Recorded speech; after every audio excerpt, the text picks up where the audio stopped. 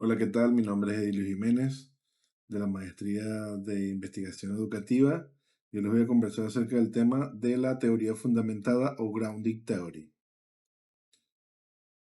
La teoría fundamentada es una metodología cualitativa que permite generar teorías directamente a partir de los datos recopilados y analizados de forma sistemática. Esto tiene un método, pero esto lo vamos a ir develando más adelante. A diferencia de otros métodos, no parte de hipótesis previas, sino que emerge inductivamente del propio proceso investigativo, es decir, no se plantean hipótesis previas.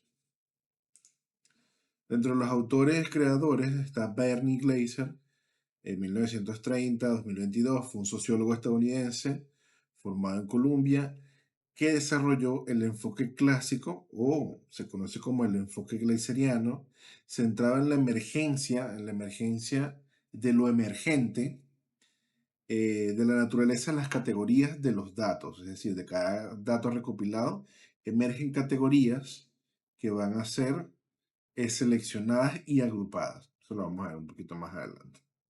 Además, Ansel Strauss, un sociólogo de Chicago, junto a otra persona, no recuerdo si era su pareja, que es Juliet Corbin, refinó el método con mayor estructura analítica y fue publicado en 1990 como requerimientos básicos de la investigación o de la búsqueda cualitativa. Hay otros autores que contribuyeron a la estructuración de la teoría fundamentada, que es Cathy Charmas, con una versión constructivista de la teoría fundamentada basado en la co-construcción del conocimiento que se va explorando a través de la investigación. Además, está Juliet Corbin, que junto a Strauss sistematizó los procedimientos de codificación, importante, y el paradigma de las condiciones. Otra autora importante es Adele Clark, que propuso el análisis situacional, expandiendo la teoría fundamentada hacia mapas situacionales posmodernos. Además, también está Johnny Saldaña, quien aportó el manual de codificación cualitativa, ampliando los tipos de códigos aplicables a la teoría fundamentada. Por otro lado, algo importante son los fundamentos epistémicos en los cuales se basa la teoría fundamentada. Ya he nombrado algunos, pero uno principal, que fue uno que habló un colega, creo que fue Gamboa, es el interaccionismo simbólico, como una raíz filosófica de la teoría fundamentada, propuesto por Herbert Blumer en 1969, basado en otro modelo de George Smith. Sostiene la teoría fundamentada que las personas actúan hacia las cosas según el significado que éstas tienen para ellas. Recuerdo que se usaba un ejemplo como el efecto Pigmalión. Los significados emergentes de cada una de las variables que se investigan, variables no, interaccionan socialmente y se modifican mediante los procesos interpretativos.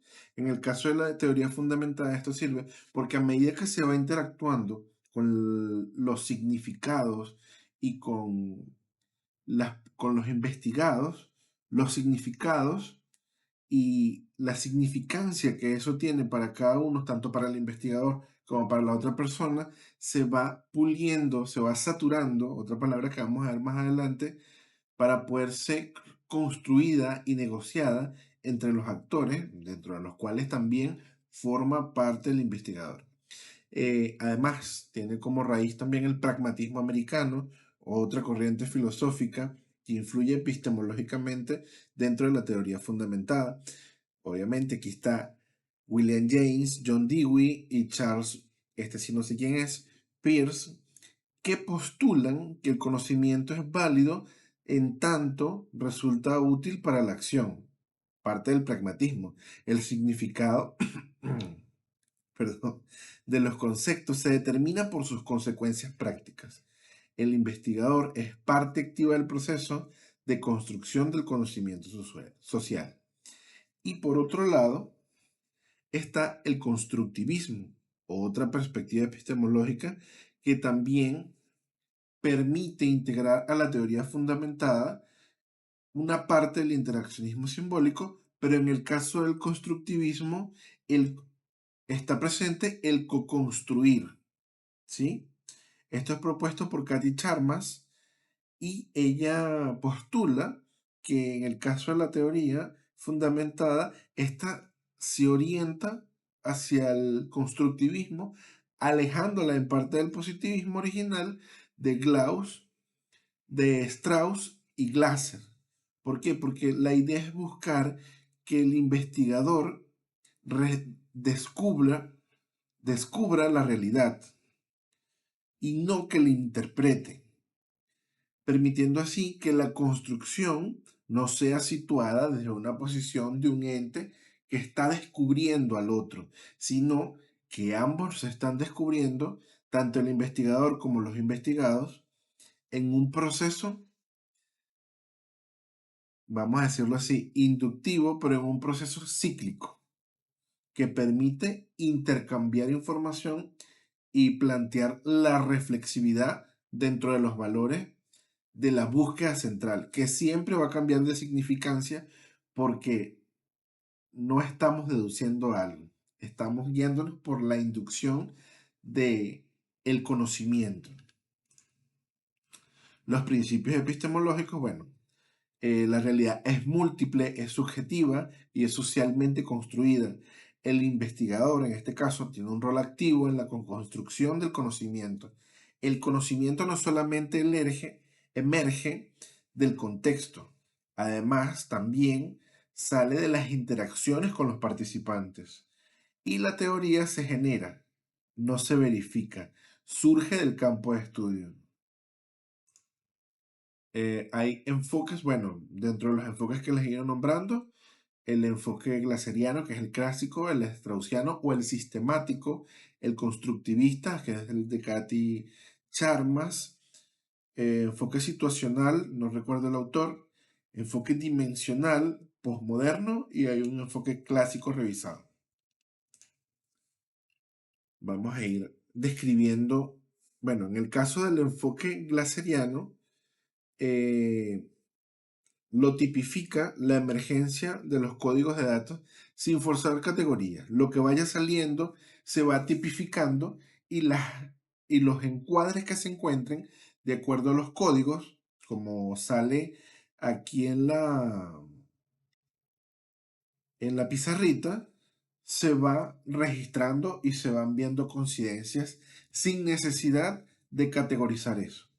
Hay una codificación sustantiva abierta y selectiva naturalmente, sin necesidad de buscar qué hay más allá o qué puede haber, sino simplemente lo que aparece. El muestreo es teórico, puro y guiado obviamente por la teoría emergente, se toma en cuenta todo lo que va apareciendo. La sensibilidad teórica del investigador es tomada como una herramienta que estoy viendo yo, que está apareciendo allá, que resulta realmente pertinente para ser notado. Pero si aparece en mí y yo lo veo dentro de lo que está emergiendo, es tomado en cuenta. Y después se pasa a otro procedimiento que tiene que ver con la saturación. Y hay una comparación constante en un proceso analítico central dentro de todo lo que se está encontrando. El enfoque straussiano tiene una cualidad que es la codificación axial y hay un paradigma de codificación.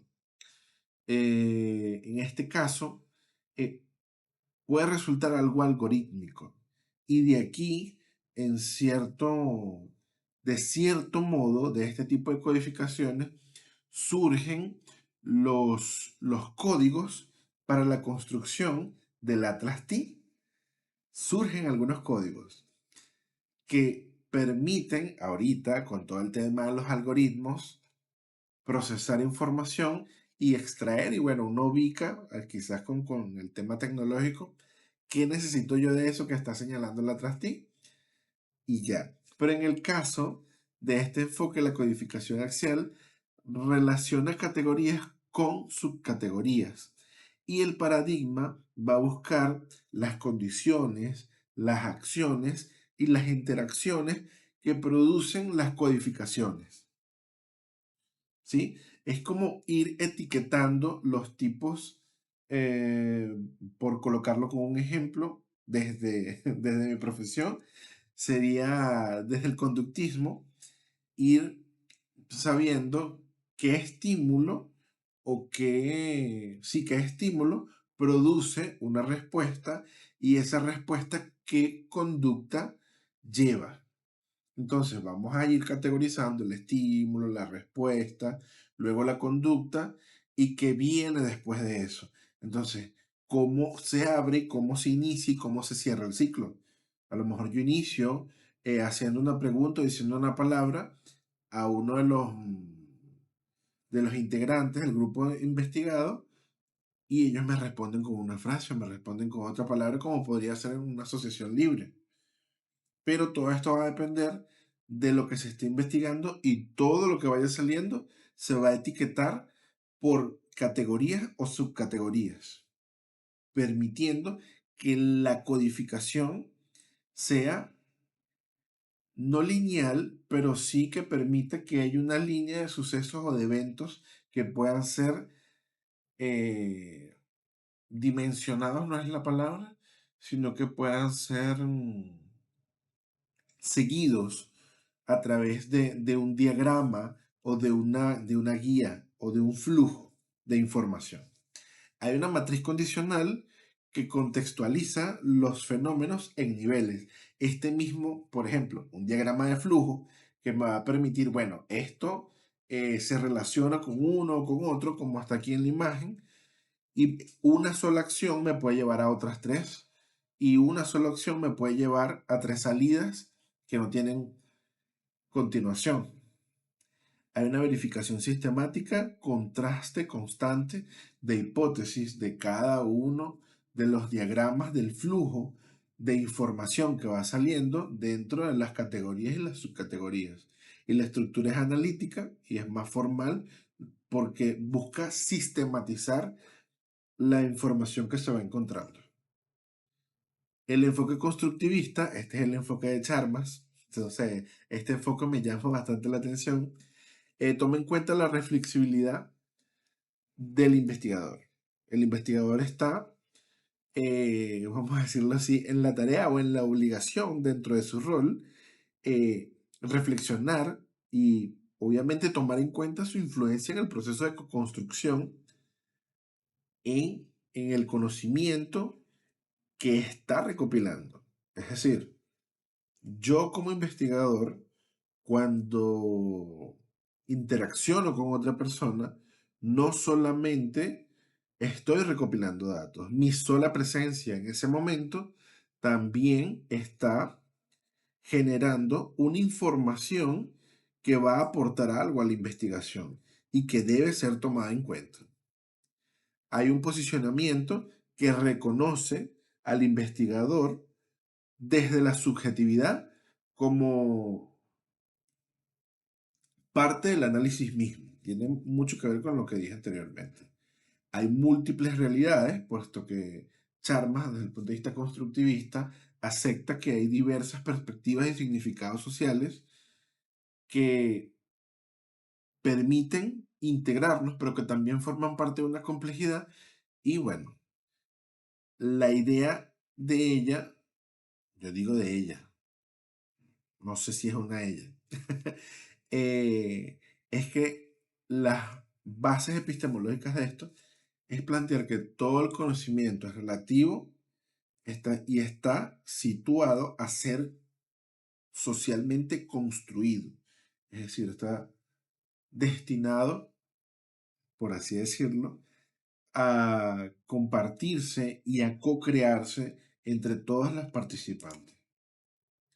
Bueno, ajá. Dentro de los procedimientos de investigación, es decir, que hay que hacer para plantear una teoría fundamentada, lo primero es la recolección de datos, que bueno, se recogen datos una y otra vez porque eso lleva a algo que es el punto 6. Luego hay una codificación abierta donde vamos a ver qué códigos emergen de acuerdo a los tipos de comunicación que aparezcan o a los tipos de recolección de información dentro de las comunicaciones que aparezcan. Luego de eso hay una codificación axial, es decir, se va creando una especie de diagrama que permita conectar de dónde sale cada punto de información y qué conexiones tiene. Luego eso se va a limpiar, vamos a ponerlo así como si fuera una telaraña, y en el centro de la telaraña está la codificación axial, que son los puntos que sostienen. Y afuera, lo que va a conectar la teoría con el exterior va a ser la codificación selectiva, que va a permitir conectarnos con lo que sostiene a toda esta teoría. Luego viene un muestreo teórico donde vamos a comparar lo que estamos encontrando con un planteamiento teórico que corresponda a lo que se está trabajando allí, no con un planteamiento teórico externo, sino interno, de acuerdo a las deducciones que se hayan encontrado dentro de las categorías en la codificación selectiva, y luego va a haber una saturación para, a lo último, dar una integración teórica. ¿Qué pasa? En la sección de la saturación, que es el punto 6, va a haber muchas veces que recolectar información nuevamente y codificarla y volver a pasarla por el muestreo teórico, por la codificación selectiva. ¿Por qué? Porque hay que retroalimentar para poder construir algo que forme una integración teórica. Dentro de los procesos de codificación, hay procesos de codificación en vivo donde nosotros podemos reconocer los lenguajes o los términos usados por los propios participantes. Hay códigos descriptivos con los que se nombran los fenómenos observados, que eso lo puede colocar el investigador o se puede construir con los investigados. Hay códigos analíticos para la interpretación conceptual del investigador, que esto corresponde ya a lo que se plantea como teoría y surge en la mayoría de los casos de las categorías, y luego hay categorías y agrupaciones de códigos con propiedades comunes. Es decir, aquí estas categorías y propiedades comunes surgen de cómo se vaya limpiando la información y cuando ya hay axialidad, es decir, ya hay un flujo donde podemos conectar que un código surge de otro y eso lleva nuevamente o a lo cíclico o a un cierre. Hay propiedades características que definen cada categoría. Okay. Hay un muestreo teórico que es parte de lo que hablamos ahí arriba, que, bueno, es basado justamente en lo inductivo. El conocimiento va a emerger de cada uno de los datos que nosotros vayamos obteniendo, no de las hipótesis previas. Y esto hay que tenerlo muy en cuenta porque usualmente como investigadores solemos tener una idea preconcebida de algo de lo que puede estar sucediendo y es algo automático. No es algo a veces difícil de distanciarse de este tipo de cualidades porque usualmente estamos en automático tratando de explicar la realidad. Además, dentro de las otras características, hay una comparativa donde se usa un método de comparación constante entre las categorías para poder discernir si hay categorías que pueden agruparse o si hay una diferenciación o hay una categoría que no es agrupable, que a lo mejor queda excluida y bueno, se descarta o se busca integrarla en otro lugar. Bueno, hay flexibilidad porque el diseño se ajusta a lo que vayamos viendo en el campo y está orientada, obviamente, a generar una teoría y su fin es que esta teoría realmente se enraice con los datos, no con una hipótesis. Eso es importantísimo. Bueno, se toma en cuenta la sensibilidad del investigador. Hay unas claves que sí me gustaría dejárselas aquí, que son las diferencias. Porque yo personalmente, esto fue lo que yo me pregunté, yo dije, esto necesito diferenciarlo. Creo que ya me estoy pasando del tiempo, pero las diferencias en la teoría fundamentada con la fenomenología, ¿sí? La teoría fundamentada busca un enfoque central de generación de datos a partir de datos empíricos, es decir, buscar explicar procesos sociales y construir modelos teóricos donde el investigador desarrolla las categorías y relaciona sistemáticamente cada una de las codificaciones con relación a lo que va observando. Va induciendo nuevamente un proceso cíclico repetitivo para ver, bueno, no repetitivo en el caso de hacer siempre lo mismo, pero sí de hacer el procedimiento de investigación y de confrontación de datos de que, bueno, tengo esto, vamos a ver qué me dicen, porque esto me parece que lo que yo estoy viendo quizás no sea lo mismo que está viendo. No son los códigos que puede tener nativo, que puede tener un grupo, que puede tener un clan suburbano o un subgrupo social. Entonces, los resultados de la teoría fundamentada siempre van a estar orientados sobre un fenómeno social específico o sobre algún fenómeno que se quiera observar, pero es los sucesos que vayamos recopilando lo que va a plantear la teoría fundamentada y no el fenómeno hipotético o la duda teleológica que tengamos de para qué es algo, sino que el para qué lo vamos a encontrar al final, ¿sí? En el caso de la fenomenología, nosotros estamos dentro del enfoque fenomenológico orientados a describir la experiencia vivida con los participantes. Buscamos capturar del fenómeno tal cual es percibido conscientemente. Diferente allá. No se pretende generar una teoría, sino solamente comprender el significado de lo que está pasando con la otra persona y quizás lo que está sucediendo en mí como investigador. ¿Sí? Entonces es explorar el significado de las vivencias desde la profundidad de la conciencia, de lo que llega a la luz, por así decirlo. Y bueno, utilizando el método husserliano de la suspensión del juicio y la reducción fenomenológica como procedimientos centrales. ¿Cuáles son las diferencias claves? Bueno, ok, estoy bien. El propósito, en el caso de la teoría versus la teoría fundamentada, que busca darle cuerpo a algo, en el caso de la fenomenología, es solamente el describir las esencias, describir lo que está sucediendo con el ser. En el proceso, diferencia clave del proceso, hay una codificación sistemática en el caso de la teoría fundamentada y en el otro caso hay una reducción fenomenológica. O sea, nosotros estamos buscando comprender algo desde la fenomenología. El producto final es un marco teórico en el caso de la teoría fundamentada y en la fenomenología es la descripción de una experiencia. Hay un muestreo característico en el caso de la teoría fundamentada, que es una teoría progresiva y evaluativa para darle forma a eso que no sabemos qué es lo que vamos a encontrar al final, pero en el caso de la fenomenología es la intención por la exploración de la vivencia.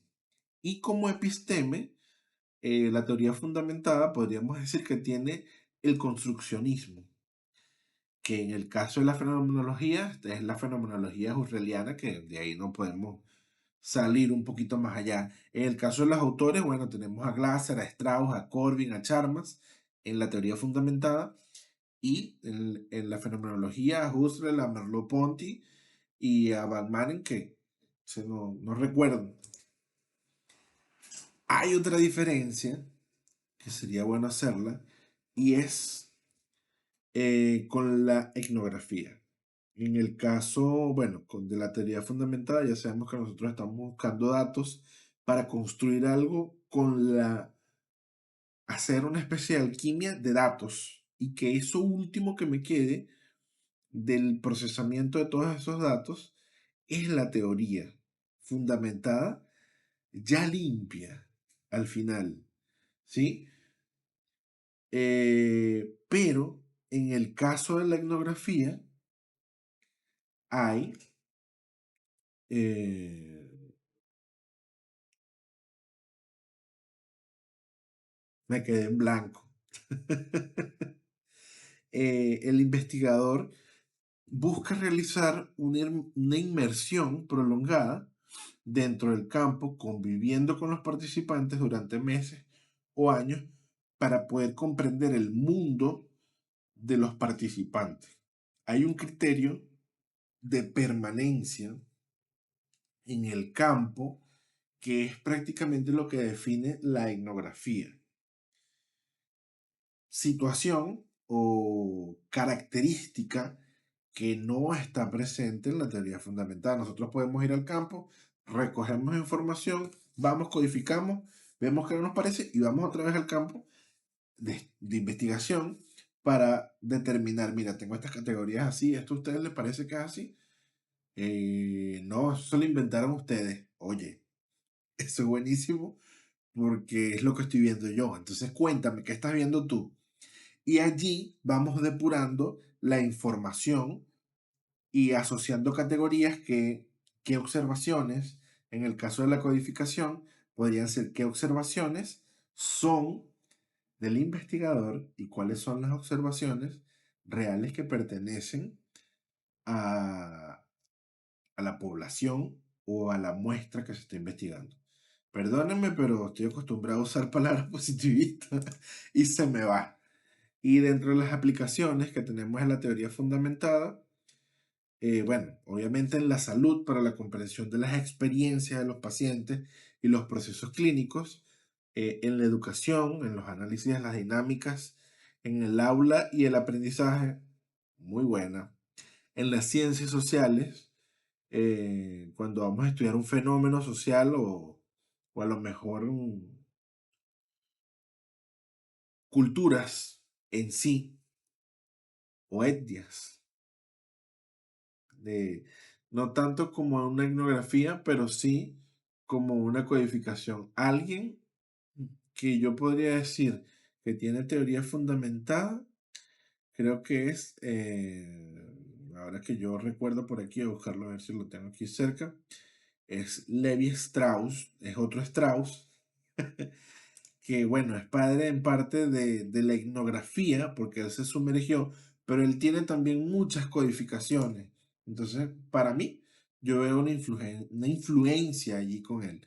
Además, podemos aplicarlo también en la administración, en la exploración de procesos organizacionales y, no puede faltar, en la psicología para la comprensión de las experiencias subjetivas y de las conductas. Y bueno, yo me eché mucho tiempo aquí. Gracias por ver esto. Y si tienen alguna duda, lo dejan en el canal, lo dejan por el grupo. Bye bye.